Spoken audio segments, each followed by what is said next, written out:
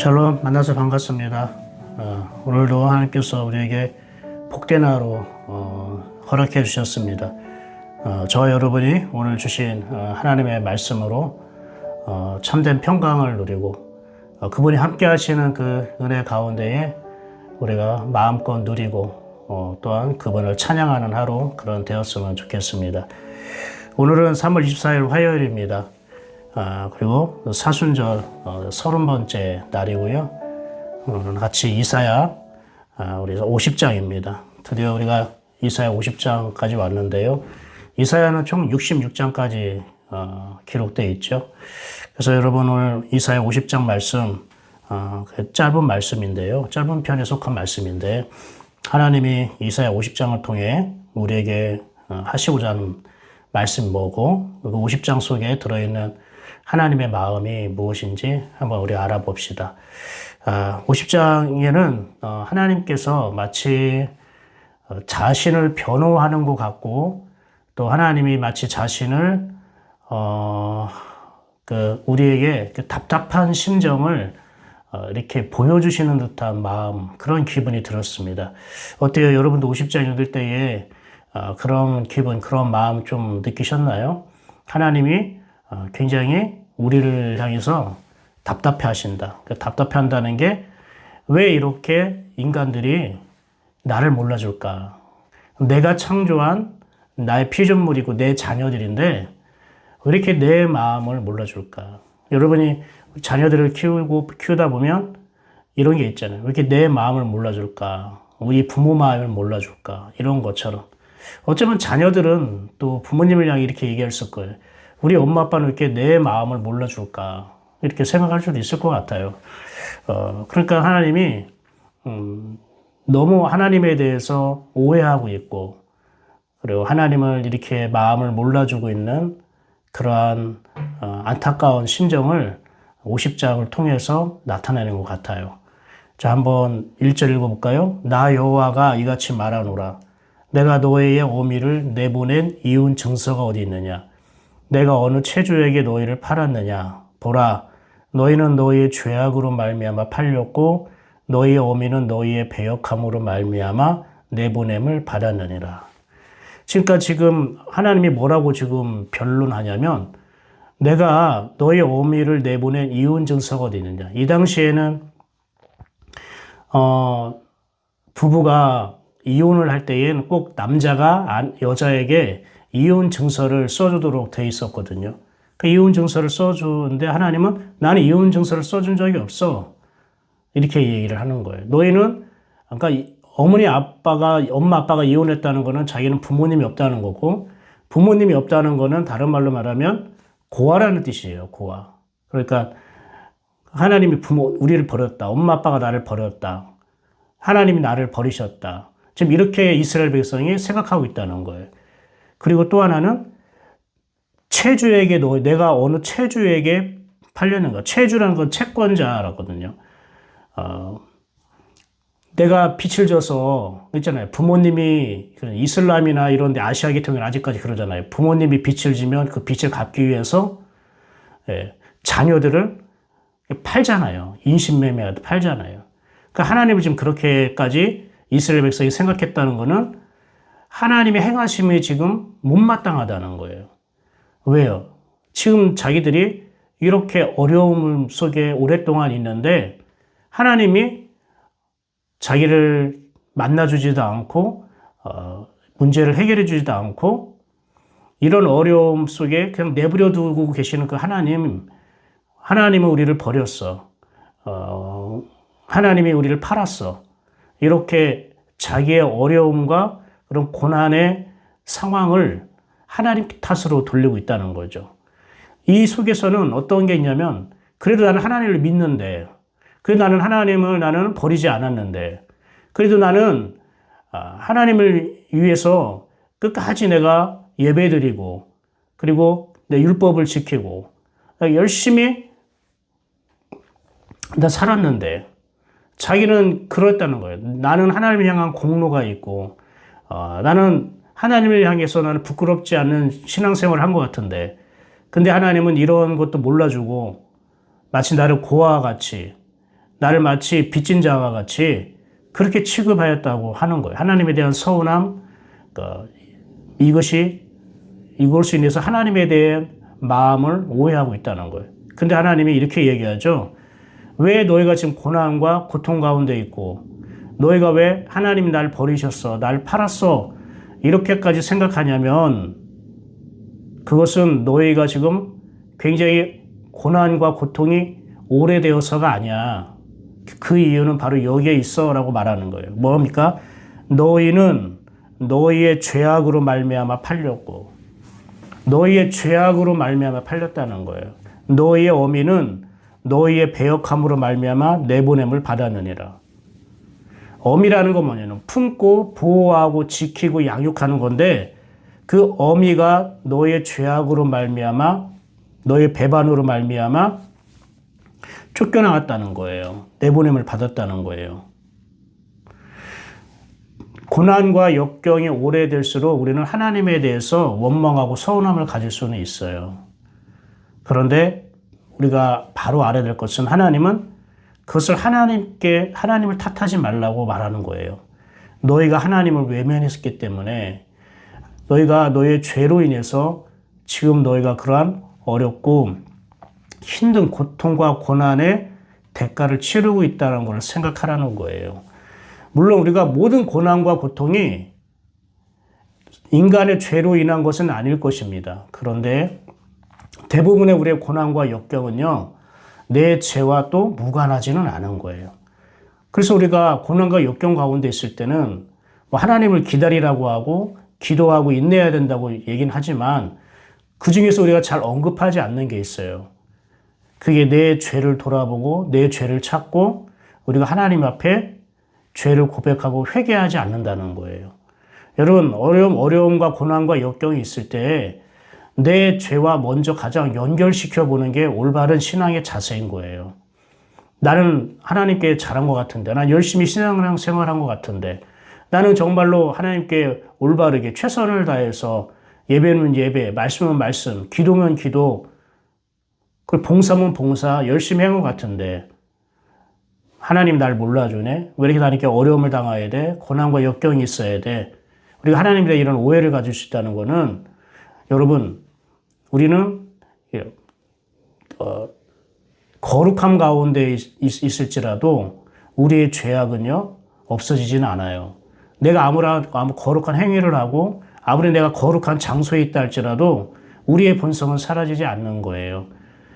이스라엘 백성이 계속 반복적으로 하나님의 구원의 은혜를 받고 또 평강을 누리고 그러다가 또 교만해서 죄를 짓고 또 징계와 또 고난에 당하고 또 하나님을 구하고 찾고 회개하고 다시 하나님께 돌아오고 또 다시 하나님 구원의 은혜와 하나님의 평강을 누리게 되고 또 교만해져서 또 하나님께 죄를 짓고 또 고난을 당하고 이게 계속 반복적으로 이것이 역사가 계속 흘러가고 있는 거예요. 왜 이렇게 그들은 이런 반복된 삶을 살까? 반복된 신앙생활을 할까? 그게 바로 우리라는 거예요. 우리의 모습이 바로 그렇다는 거예요. 그렇기 때문에 우리가 어떤 고난과 역경이 있을 때에 이게 하나님이 나를 믿음을 주시기 위한 어떤 테스트다라고 생각이 들지 않는다면 이거는 반드시 내가 내 죄를 살펴야 되는 거예요. 하나님께 회개하고 하나님께 죄를 고백하고 하나님께 돌아갈 문제지 그냥 마냥 기다리고 하나님이 알아서 해주시겠지 이렇게 여유를 부리면서 마냥 기다릴 때가 아니라는 겁니다. 내가 막 이게 하나님이 테스트하는 거구나. 이게 하나님이 믿음을 주시려고 하는구나. 더 하나님의 큰 섭리와 하나님의 목적이 있어서 나에게 이런 어려운 길을 어떠한 어려움을 주는구나. 이거는 내가 알아요. 내가 알아요. 기도하면서 예배하면서 그걸 성령님이 알게 하셔요. 근데 그게 아니라면 반드시 이거는 내 죄와 연결되어 있다는 걸 여러분 꼭 기억하시기 바랍니다.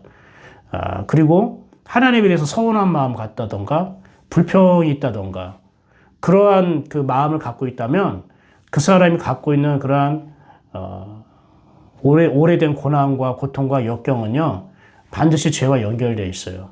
왜냐하면 네가 하나님이 나에게 더 믿음을 주시기 위한 것이고 나에게 축복을 주시기 위한 것이고 하나님 나라의 믿음을 연단하시고 그래서 더 정금같이 나아가게 하는 거구나. 이러한 생각을 갖고 있는 사람, 이러한 믿음이 있는 사람은 결코 하나님께 서운한 마음을 갖거나 섭섭하다고 얘기하거나 하나님이 날 외면해, 관심이 없어, 날 버리셨어. 그러면서 하나님께 불평하고 원망하지 않습니다. 절대 그렇지 않습니다. 믿음의 눈으로 보면 그렇지 않습니다. 그런데 죄로 인해서 어려움을 당하고 고난과 역경이 온, 즉 하나님의 징계와 심판으로서 고난을 당하는 사람은요, 반드시 하나님을 원망하고 그리고 불평하고 원망하고 그러한 마음을 갖게 됩니다.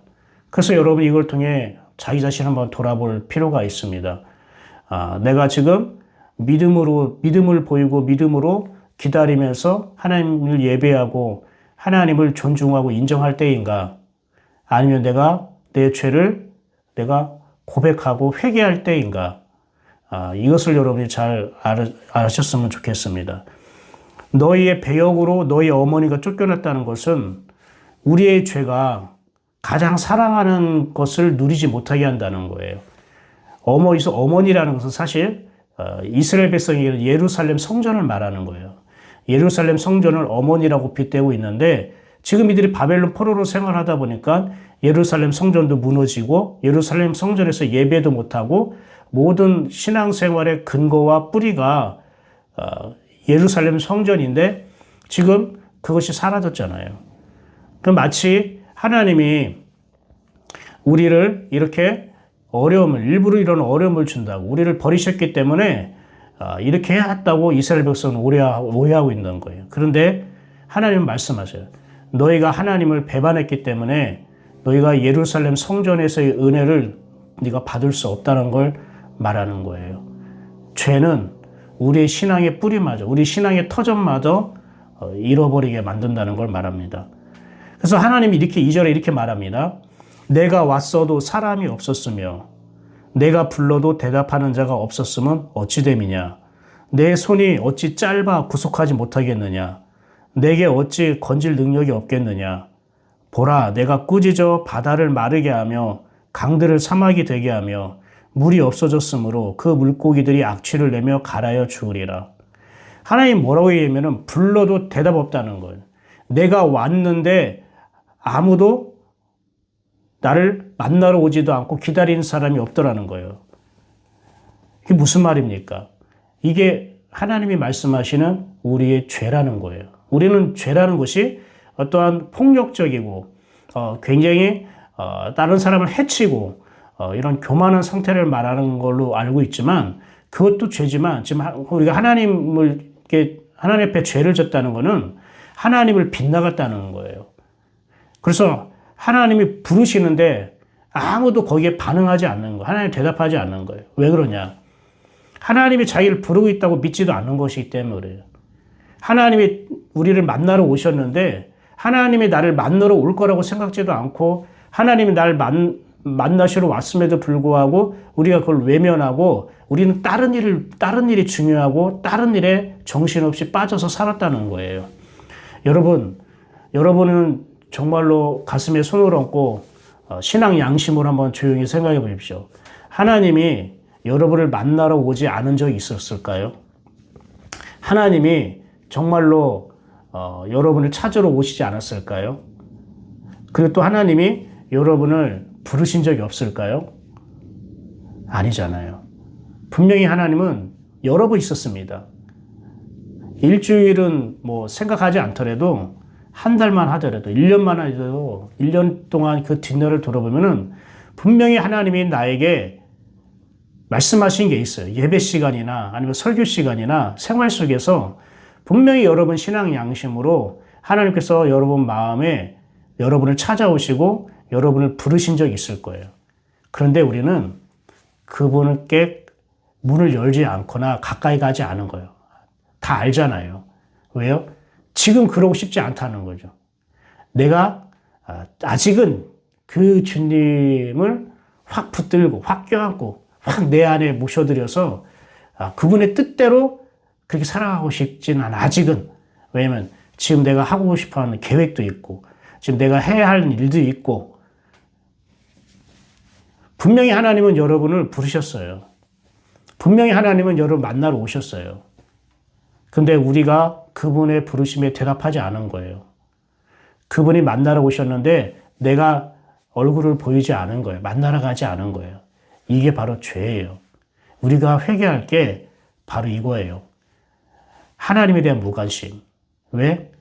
다른 것들에 더 관심이 있기 때문에 상대적으로 하나님에 대해서 무관심하고 이게 하나님을 외면한 거를. 이걸 하나님을 하나님으로 인정하지 않은 거죠. 하나님은 바로 그걸 얘기하고 싶은 거예요. 근데 이스라엘 백성은 이 하나님의 마음을 모르는 거예요. 자꾸 하나님 탓을 하는 거예요.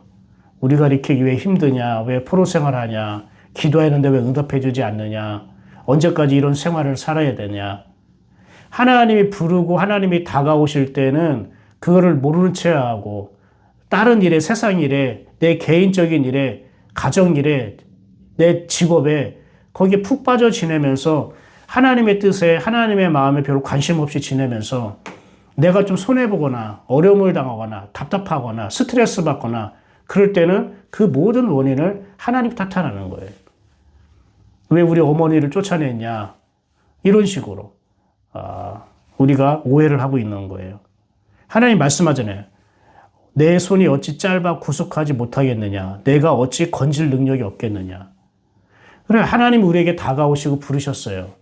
하나님 우리를 구원하고 도와주시기 위해서, 그리고 우리가 어떤 상황이든 하나님은 충분히 건질 만한 능력이 있는 분이라고 이렇게 어필하고 계시잖아요.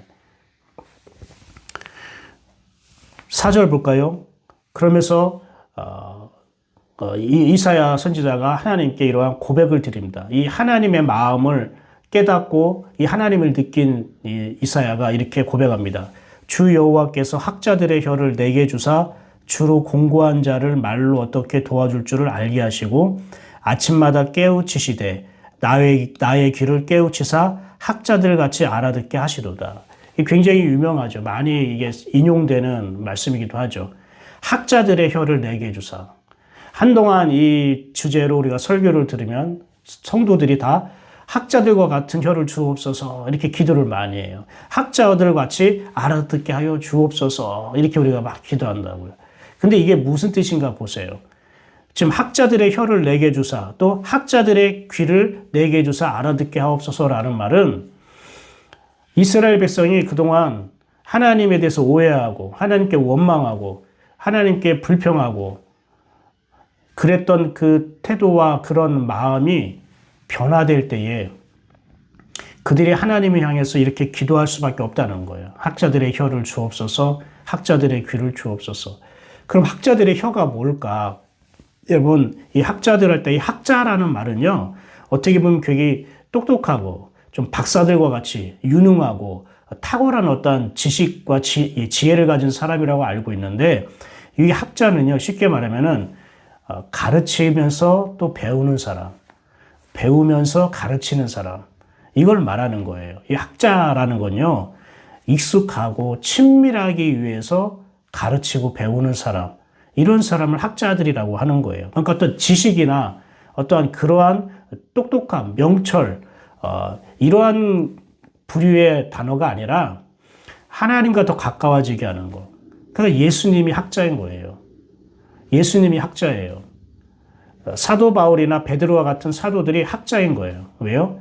자기 제자들을 하나님과 가깝게 하잖아요. 예수님이 우리를 하나님과 친밀하고 가깝게 하기 위해서 십자가에 못 박혀 죽으셨잖아요. 그러니까 이 학자라는 것은 친밀하고 가까워지고 또 익숙하고 닮아가게 하기 위해서 가르치는 사람, 그 모범을 보이는 사람, 이런 사람을 학자라고 얘기하는 거예요. 우리는 에스라 학자라고 얘기하잖아요. 에스라가 어떤 율법을 가르치고 낭독하는 거 있지만 사실 그게 율법의 내용, 어떤 뜻, 해석을 하고 강의하고 강론하고 가르치는 것 같아도 그것은 뭐냐면 이 율법 속에 들어있는 하나님의 마음, 하나님의 그러한 성품, 진짜 하나님의 진심을 이스라엘 백성들에게 포로 생활이 끝나고 돌아온 이스라엘 백성에게 하나님을 가까이 하기 위해서, 하나님을 닮게 하기 위해서, 하나님을 만나기 위해서 율법을 강론하고 바로 선포했던 거예요. 그래서 에스라 학자라고 하는 거예요. 마찬가지입니다. 말씀을 전하는 사람, 복음을 전하는 사람은 학자예요, 학자. 우리는 어떠한 성경의 의미나 뜻만을 전하는 게 아니라 성경 속에 있는 하나님의 마음이 뭔지, 그분의 사랑이 뭔지, 그것을 모르는 사람들에게 가깝게 하는 것, 익숙해지게 하는 것, 친밀해지게 하는 것, 이게 바로 복음을 전하는 사람, 우리 그리스도인들이 바로 학자라는 걸 알아야 되는 거예요. 그리고 학자의 혀라고 돼 있잖아. 이 혀라는 것은요, 어떤 뜻이냐면은 혀를 이렇게 날름거리다, 낼름거리다, 핥다. 우리 강아지나 고양이가 이렇게 핥잖아요. 자기끼리 핥고 주인한테도 이렇게 얼굴 막 이런 거 핥기도 하고 그러잖아요. 그 왜 핥습니까? 친밀함의 표시예요. 가깝고 그리고 부대낌이 없고 그러면은 어떻게 안전하면은 그 사람에게 막 얼굴을 핥는단 말이에요. 그리고 또 어디 아플 때, 다쳤을 때에 그리고 개와 고양이들은 어떻게 합니까? 이렇게 핥아주잖아요. 그게 뭡니까? 상처난 곳을 보듬어 줄 때 치료해주는 행위고 위로해주는 행위예요. 그럼 학자들의 혀는 뭡니까? 하나님의 말씀으로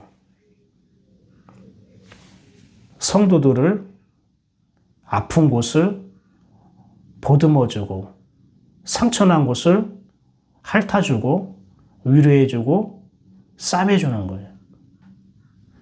그런데 단지 위로로 끝나면 안 되는 거예요. 그렇게 함으로 그들의 죄를 깨닫게 하는 거예요. 여러분, 어둠이 빛과 가까워지면은 어둠이 더 어떻게 해요? 진해지잖아요. 빛과 어둠이 멀면은 어둠의 그림자는 굉장히 약해져요. 근데 빛과 어둠이 가까이 가잖아요. 그러면은 이 어둠의 그림자가 굉장히 진해지죠. 더 도드라지죠. 하나님의 빛으로 말씀을 우리에게 오실 때에 우리의 아픈 곳, 상처난 곳을 하나님께서 이렇게 핥아주셔요. 핥아주신다는 말이 좀 그렇지만 만져주세요. 보듬어주세요. 싸매주세요. 근데 그럴 때 어떤 일이 일어나냐면 아이고 하나님이 나 위로해주니까 좋다. 아이고 하나님 나 아프고 상한 곳 하나님께서 만져주고 덮어주니까 참 좋다. 평안하다.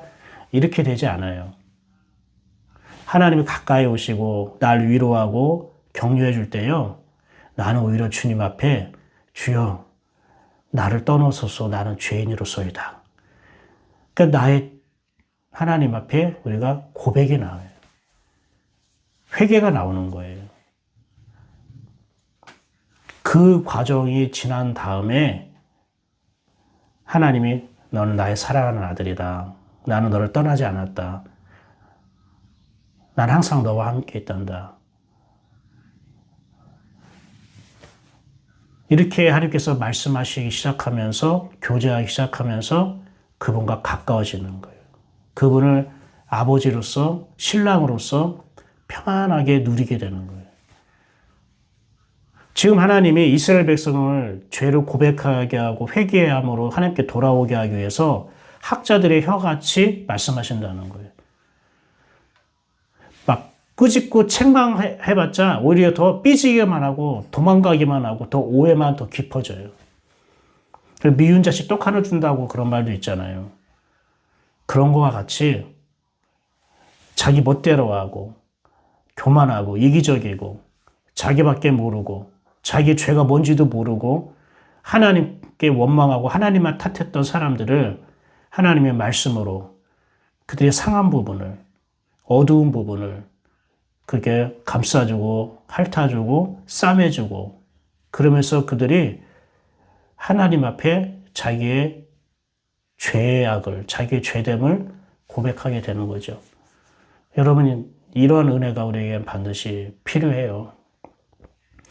그래서 이 학자들의 혀라는 말이 또 다른 말로요. 불꽃이란 뜻이 있어요. 혀가 불꽃.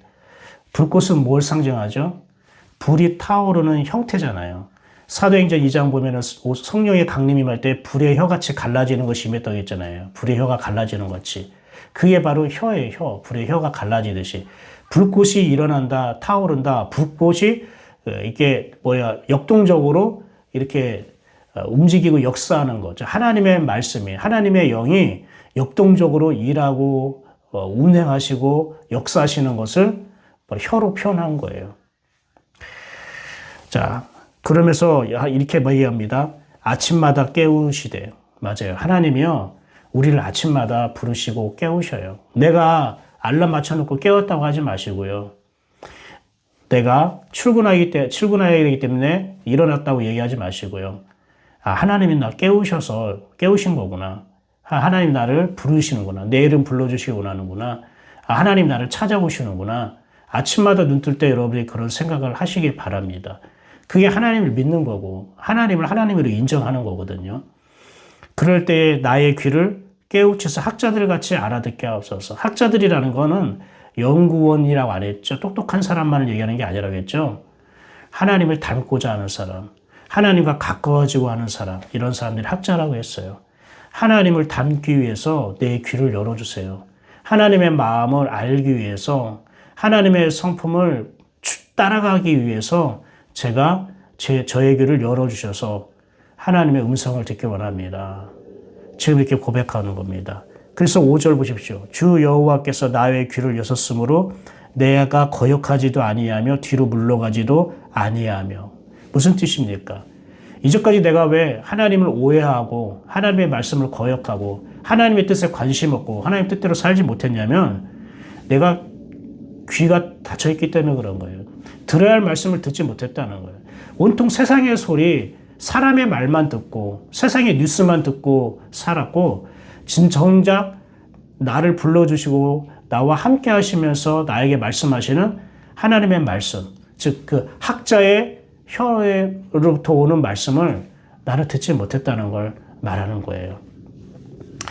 여러분, 오늘 말씀을 정리하도록 하겠습니다.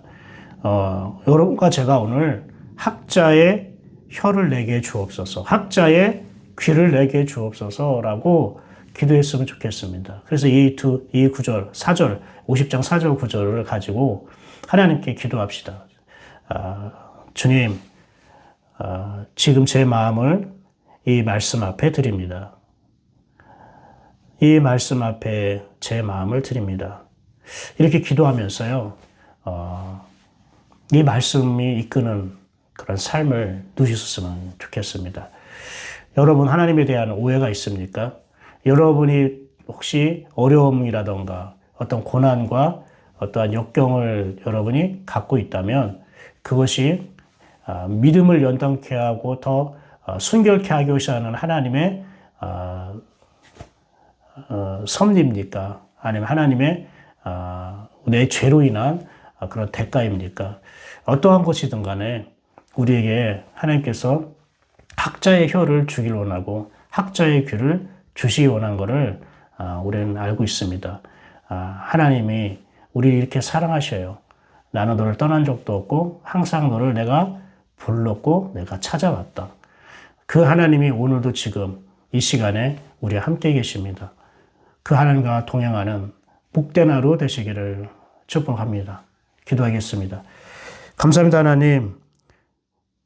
그렇습니다. 우리는 내 중심적이고 내 이기적으로 살아갑니다. 그리고 하나님의 뜻보다는, 하나님의 관심보다는 내가 원하는 것을 하고 내 생활의 문제, 내 가족의 문제, 내 직장과 일터의 문제가 더 중요하게 여겨왔습니다. 그게 죄인 줄 몰랐습니다. 그게 하나님을 떠나는 것이고 하나님께 등을 돌린다는 걸 몰랐습니다.